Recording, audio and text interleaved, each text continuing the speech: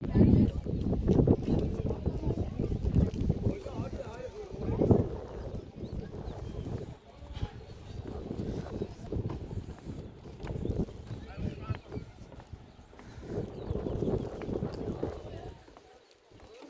UNESCO tarafidan qo'riqlanar ekan.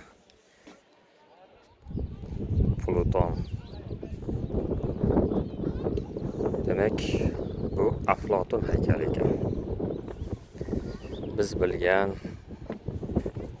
va eshitganimiz o'sha juda ham donishmand bo'lgan Yunonistonning eng donishmand insonlaridan, faylasuflaridan biri Aflotunning haykali ekan.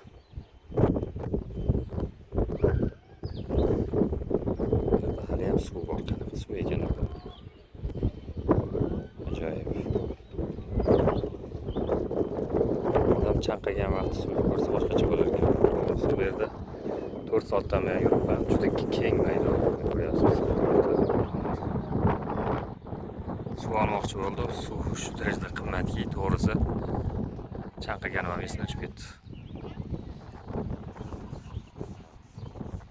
Oddiy. Mana bu teatr. Aflotun haykali. Yarim litrlik suv. Qancha dedi?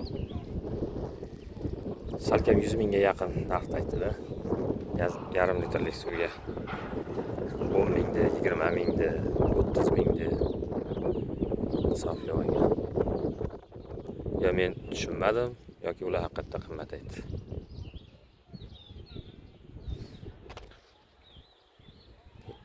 Ikki chekkasida ilonni haykali bor ekan. Bu nimani bildirar ekan? To'g'risi bu yerga kelib, o'sha xuddiki qadimgi Rimda, qadimgi Yunonistonga tushib qolganday bo'ldim.